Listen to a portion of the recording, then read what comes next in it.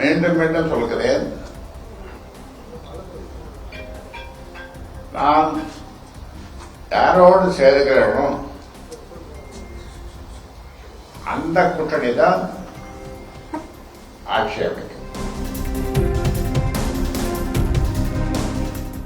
அன்புமணியின் துரோகத்தை கட்சியினர் எல்லோரும் புரிந்து கொண்டார். கட்சிக்கு அப்பாற்பட்ட பொதுமக்களும்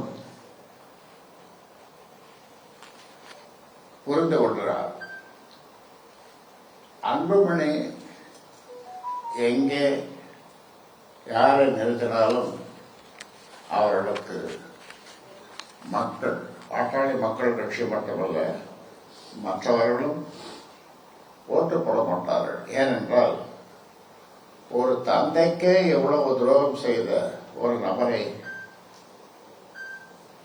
தந்தை சொல் மிக்க மந்திரம் இல்லை என்று சொல்லுவார்கள் அந்த மூத்தவர்கள். அந்த காலத்திலிருந்து தந்தைக்கே துரோகம் செய்த, தந்தையிடம் இருந்த கட்சியை அபகரிக்க நினைத்த இவருக்கா, இந்த கும்பலுக்கா நான் ஓட்டு போடுவது என்று மக்கள் இவருக்கு ஓட்டு போட மாட்டார்கள்.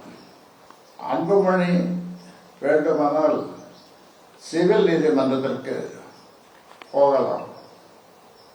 இது டெல்லி உயர்நீதிமன்றமே சொல்லியிருக்கிறது. பாமக சார்பில் கூட்டணி பேசுவது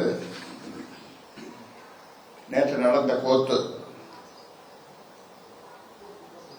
கூட்டணி பேசுவது நீதிமன்ற அவமதிப்பு. இது உங்களுக்கு எல்லாம் தெரியும். என் தலைமையில் தான், ஒரு முக்கியமான செய்தியை சொல்கிறேன், என் தலைமையில் தான் கூட்டணி பேச முடியும். நான் அமைக்கின்ற கூட்டணி தான், நான் இருக்கும் கூட்டணி தான், நான் சேரும் கூட்டணி தான் ஆட்சி அமைக்கும். நேற்று நடந்தது ஒரு கூத்து, ஒரு நாடகம். இந்த நாடகத்தை தமிழ்நாட்டு மக்கள் பார்த்து,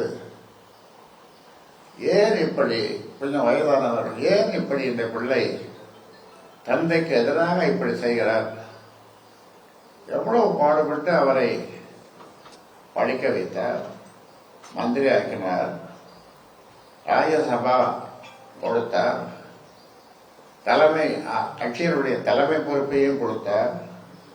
ஆனால் தந்தைக்கு எதிராக இவ்வளவு கவனமாக இந்த பிள்ளை ஏன் நடந்து கொள்கிறார்? தந்தை இருக்கும் வரை அவரே தலைமை தாங்கி, ராமதாசே தலைமை தாங்கி இருக்கலாமே. அதைத்தான் ராமதாஸ் செய்திருக்கிறார். இவர் செய்வது அடாவடி. இப்படி யாரும் செய்ய முடியாது, செய்யக்கூடாது என்றெல்லாம் மக்கள் ஆங்காங்கே பேசிக்கொள்வதை கேட்க முடிகிறது. என்னிடமும் வந்து சொல்லுகிறார்கள். மீண்டும் மீண்டும் சொல்கிறேன், நான் யாரோடு சேருகிறேனோ அந்த கூட்டணி தான் ஆட்சி அமைக்கும். மீண்டும் மீண்டும் சொல்கிறேன்.